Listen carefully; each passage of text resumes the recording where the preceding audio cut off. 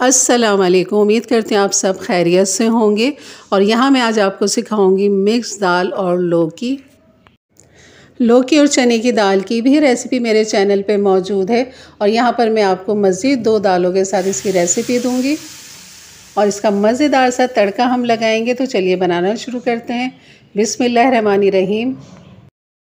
यहाँ पर हम ले लेंगे सबसे पहले चने की दाल, जो कि हाफ़ कप से भी थोड़ी सी कम है।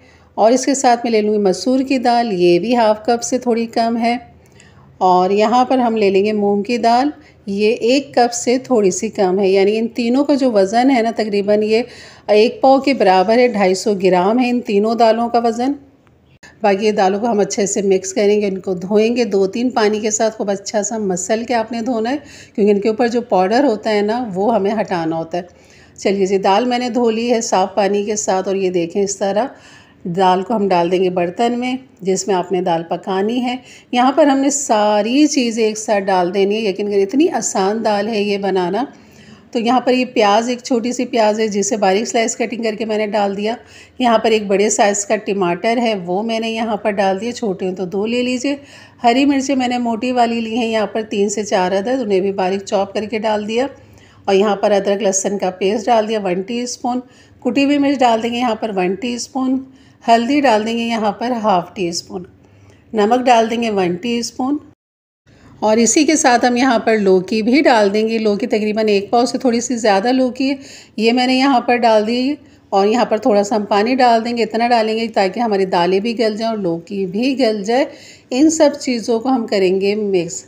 अब आपने देखा कितना आसान है कि सब चीज़ें आपने एक साथ डाल देनी है, मिक्स कर देना है और इसे पकने के लिए हम रख देंगे। और यहाँ पर मैं एक मसाला और रह गया हमारा, वो भी हम यहाँ पर डाल देंगे। यहाँ पर हाफ़ टीस्पून सफ़ेद ज़ीरा आपने डालना है। बहुत ही अच्छा फ्लेवर आता है जब ये सब चीज़ों के साथ पकता है सफ़ेद ज़ीरा। तो बस यहाँ पर मैंने जैसे ही उसको उबाल आने वाला था तो मैंने ढक्कन हटा दिया और इसको खूब अच्छा सा दोबारा से मिक्स करेंगे। तो मैंने ढक इसलिए दिया था तेज़ आंच करके, इसमें जल्दी से उबाल आ जाए। फिर उसके बाद आपने फ़ौरन हटा भी देना है ताकि उबाल बाहर की तरफ ना निकले। अब हमने इसे मिक्स कर दिया है ना, तो ये अभी उबल के बाहर नहीं आएगा। अब आपने कर देना है चूल्हा हल्का और इसको बिल्कुल ढक दीजिए और बिल्कुल हल्की आंच पे आपने दाल को पकने के लिए रख देना है। तो यहाँ पर 15 से 16-17 मिनट हो चुके थे दाल को पकते हुए, जैसे कि आपको नज़र आ रहा है कि दाल काफ़ी अच्छी फूल चुकी है। तो यहाँ मैं चमचे की मदद से जो है ना इसको मैश भी कर रही हूँ। कुछ हम दाल और लौकी को साबुत रखेंगे, कुछ हम मैश कर देंगे। इसी तरह इस दाल का फ्लेवर बहुत अच्छा बन जाता है।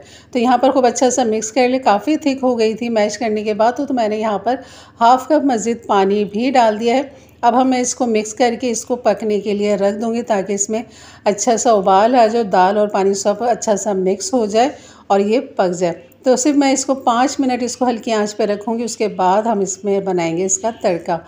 यहाँ पर आप इसे नमक मिर्च भी चेक कर सकते हैं।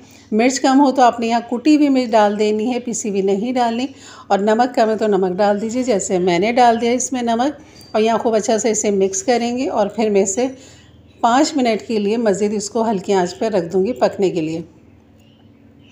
तो यहाँ पर हमारी दाल बिल्कुल तैयार है। बस इसमें हम डाल देंगे मज़ेदार सा हरा धनिया, जिससे फ्लेवर और जायका बढ़ जाता है इसका।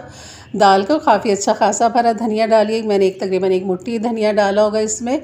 और इसे मिक्स कर देंगे। अब बनाएंगे इसका तड़का। तड़के के लिए हम घी का इस्तेमाल करेंगे यहाँ पर। अगर आप कुकिंग ऑयल या कोई भी रिफाइंड ऑयल इस्तेमाल करते हैं वो डाल सकते हैं, लेकिन घी से तड़का जो है ना बहुत ही अच्छा लगता है। तो मैं हमेशा घी का ही तड़का लगाती हूँ यहाँ पर दाल के अंदर। तो मैंने कम से कम हाफ़ कप के बराबर यहाँ पर घी लिया और उसको खूब अच्छा सा यहाँ पर कर देंगे गरम। गरम करने के बाद इसमें हम डाल देंगे एक दरमियाने साइज़ की बारीक स्लाइस कटी हुई प्याज।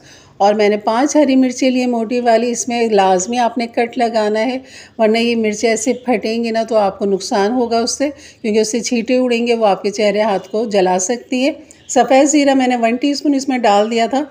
जैसे ही प्याज का कलर बेहतरीन सा गोल्डन हो गया तो बस हम लगा देंगे इसमें अब तड़का।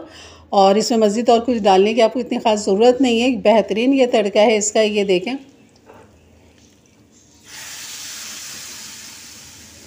तो यहाँ पर मैंने दाल में तड़का लगा दिया है जनाब। आप देख सकते हैं इसके रंगत और इसकी खुशबू जायका आप तभी महसूस करेंगे जब आप मेरे अंदाज से, मेरे तरीके से बनाएंगे। यहाँ पर मैंने गरम मसाला भी छिड़क दिया है जो कि बहुत ही फ्लेवर देता है, जायका देता है दाल को। तो चलिए बनाइए मेरे अंदाज से, मेरे तरीके से। इसको आप बॉयल्ड राइस के साथ भी खा सकते हैं, रोटी के साथ, पराठों के साथ, तंदूरी नान के साथ, जो आपको पसंद उसके साथ नोश फरमाइए।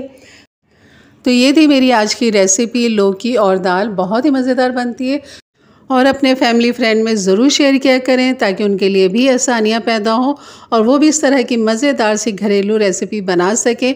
और आपने तड़के में जो है ना, मोटी ही हरी मिर्च का तड़का लगाना है, छोटी वाली बहुत तेज़ होती है। और ये जो मोटी मिर्च होती है ना, ये इसका फ्लेवर जायका बहुत अच्छा होता है और जब ये तल जाती है ना तो इसका गूदा बहुत ही मज़ेदार लगता है दाल के साथ। तो इंशाल्लाह मिलते हैं फिर एक अच्छी नई रेसिपी के साथ। तब तक के लिए इजाज़त दें, अपना बहुत सारा ख्याल रखें, दुआओं में याद रखें। अल्लाह हाफ़िज़।